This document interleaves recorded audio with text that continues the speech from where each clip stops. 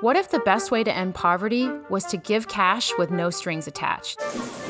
In 2009, 4 PhD economics students flew to Kenya to find out.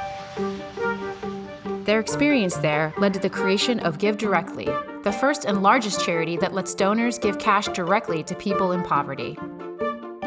Since then, GiveDirectly has partnered with donors and governments to grant over $400 million to over 1 million recipients in 10 different countries. Our philosophy is simple. Recipients come first. People living in poverty know what they need most, and the simplest way to make people less poor is by giving them money.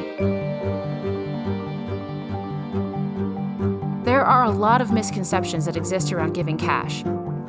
But the research shows that recipients actually spend less on temptation goods and more on necessities like medicine, water, roofs, irrigation, school fees, and starting new businesses.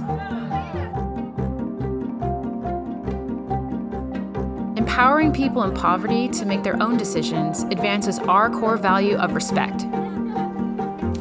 Imposing conditions requires costly monitoring and enforcement measures with little evidence that these costs are worth it.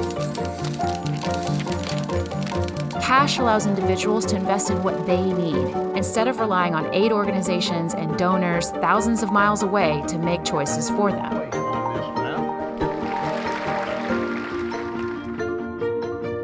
We identify extremely poor villages using poverty data from national surveys.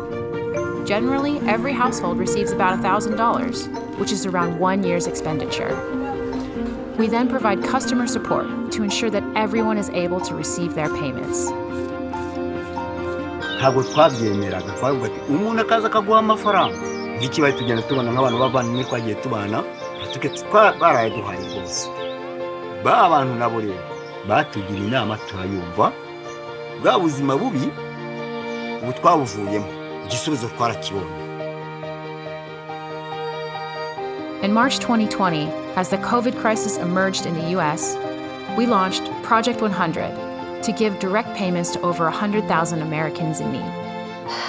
It's been a long couple months. I'm a single dad, little Miss Lily and May.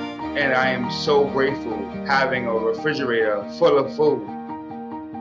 The pandemic taught us how to more easily identify people without physically going there. All these innovations help us to pay more people even faster. We want to get ahead of the curve so that when calamities strike, the most vulnerable can receive cash directly without delay.